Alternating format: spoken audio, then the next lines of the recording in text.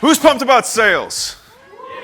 Sort of pumped about. Okay, so quick question so I can cater this to you guys. As I try and tell my team sometimes, I'm going to talk fast so you can just listen fast.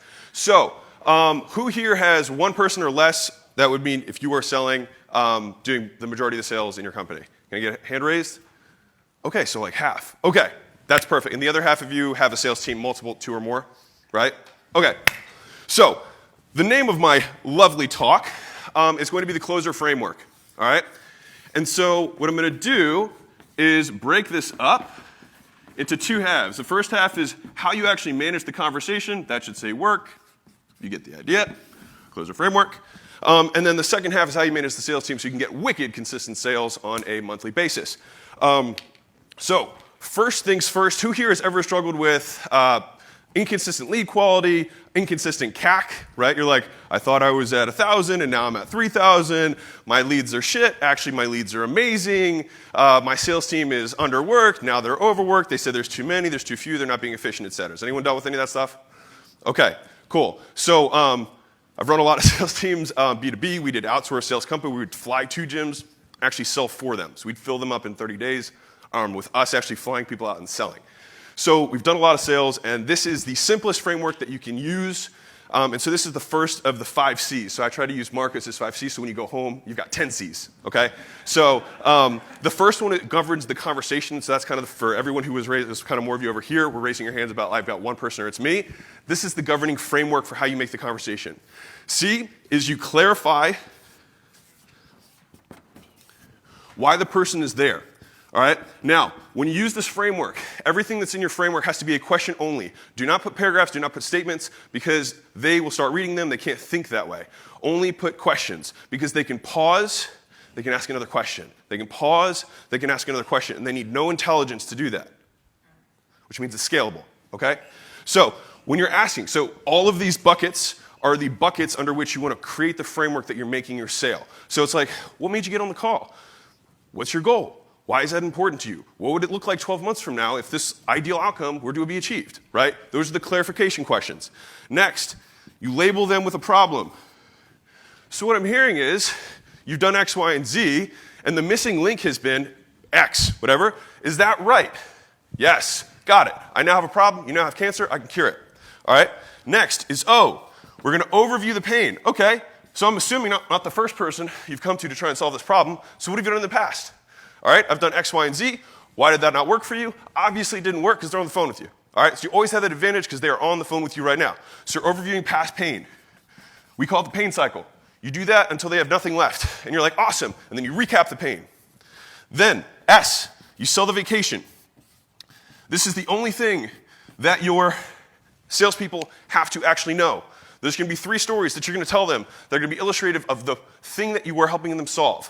So an example would be fitness, nutrition, and accountability. If I was trying to sell weight loss, right? You're usually missing 1 or 2 or all 3 of these things. That's why you weren't successful, right? You couldn't consistently work out. You couldn't consistently eat the right way, or no one was there to hold you accountable. Does that make sense? Yes? If you're selling leads, it would be like, you need your leads to be exclusive. You need them to be timely. You need them to be geographic, whatever. Like you're going to find 3 things, and then you have to give a short 30-second snippet of why that's important, right? If I was trying to illustrate accountability, I'd be like, hey, did your parents ever tell you to brush your teeth when you grew up? You probably hated it. You're like, no, I don't want to. And they kept doing it over time, and I'll bet you brush your teeth now, right? You need someone to hold you accountable so you can create the habit. Does that make sense? 30-second story, they understand it. That's how you sell a vacation, all right? E, explain away their concerns.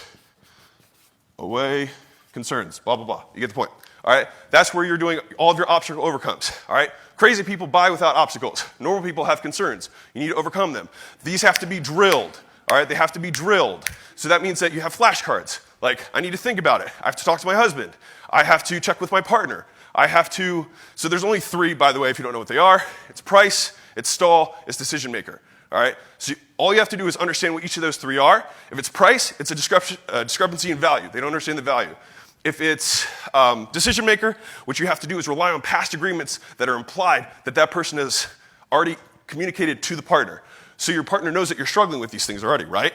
They know that you're looking for a solution, right? So why do you think they'd be opposed with you solving the problem that you already know you have that they don't agree with, right? Overcoming, okay? Those have to be drilled. Next one is, so we did decision maker, we did price, and stall, right? all you're doing is teaching someone to make a decision because people don't like making them because they fear making a mistake, right? Perfect, halfway through. Wow. Okay, so what you're gonna do is walk them through a decision-making process. So, how do we make decisions? Either, do you like me? Yes or no? Do you like the product? Yes or no? Do you think that we'll be able to help you achieve this outcome? Yes or no? Do you have access to this amount of money in your bank account or know someone who does? Yes or no? Yes? What card do you want to use? Right? Overcome. You make them confront the decision. All right? What's your main concern? Then they tell you the main concern, you overcome it, close. All right? Last one is reinforce the decision. And I like doing this, and we included it after time, is that people back out, right? So how can we slam it on them? How can we get them super pumped? So immediately afterwards, that's the 30-second video from the founder being like, hey, just saw you sign up for our software, super excited to have you, by name, personalized, handwritten card, t-shirt, any of those things, reinforce the decision, make their feet nice and hot. Make sense? That's the closer framework. Every single one of these buckets has to be questions that are simple for them to ask. All right? So when you're organizing your script, this is the conversation we're going through. Does that make sense to everybody?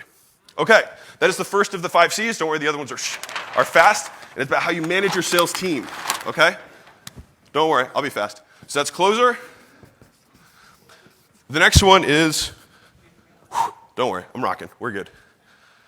Okay, the next one, I should know these. That's okay. Okay, call recordings, and then I'm just gonna write these down real quick for you so you can write them down. Comms, cut, competition, okay? So Marcos is much smarter than me. I think he's like the really classy person. This is like from the streets, closing 4,000 people, one-on-one sales, like weight loss Susie's writing with, her kids trying to write permanent marker on the wall and I'm trying to close her credit card, all right? So, closer sequence is how you manage the framework. Call recordings. If you're not recording every single fucking call that your people are on, 1, you're not compliant. 2, you should do it because then they become more accountable to following the script, all right? You also overview those. The tool that you need to use is Gong. If you guys sell via Zoom, it's the fucking best. That's all I can say. Use Gong. It's amazing, all right? Comms. You need to talk to your team on a regular basis, all right? The cadence there is daily huddles, weekly one-on-ones, and when you do and then obviously monthly, but the daily huddles are quick. All you do is you share testimonials so they remember why they're selling. So they get beat up every single day with no's. They need to remember why they're still doing it. All right? From the one-on-ones that you're doing, when you're meeting with them, you're going to have them tag you in 3 calls. Their best call, their worst call, and their average call. When you go over in the one-on-ones, you're going to ask them to show you where they clarified the problem, where they outlined the pain, and then where they asked for the sale and where they overcame objections.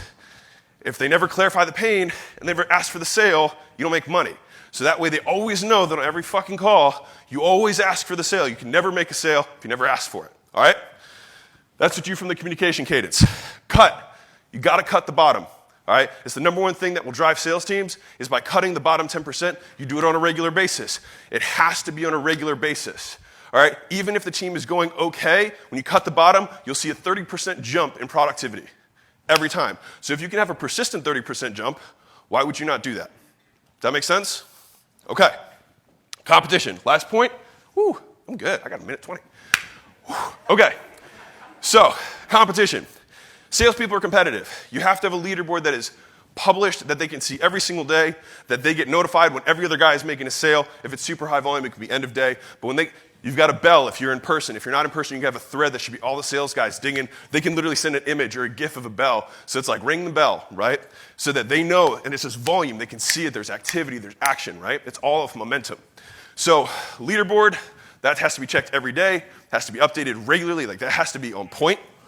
And then competitions, we found that 6 weeks works best in terms of sending them on like closers go to Vegas or go to the Bahamas or whatever it is. And so we put them in 3-man teams, and that tends to work really well because then they share best practices, they continue to work with each other, they root for each other, so it's not as cutthroat. It's just always having top dog. And in terms of how much to spend on that, 25% of 1 month check is usually the amount per person that a prize like that would be, right? So if you guys make 70, you might spend $1,500 to send per guy for like a 3-day or like a 2-day weekend. It's not expensive, $5,000, but it is worth every dollar. So to recap, if you want Really, really consistent sales. Use a closer framework. Everything has to be questions. Do not have statements. Have 30-second stories. Record your calls. Make sure you're sticking to the calm cadence. Cut the bottom percentage. And keep it competitive so they stay in it. Thank you.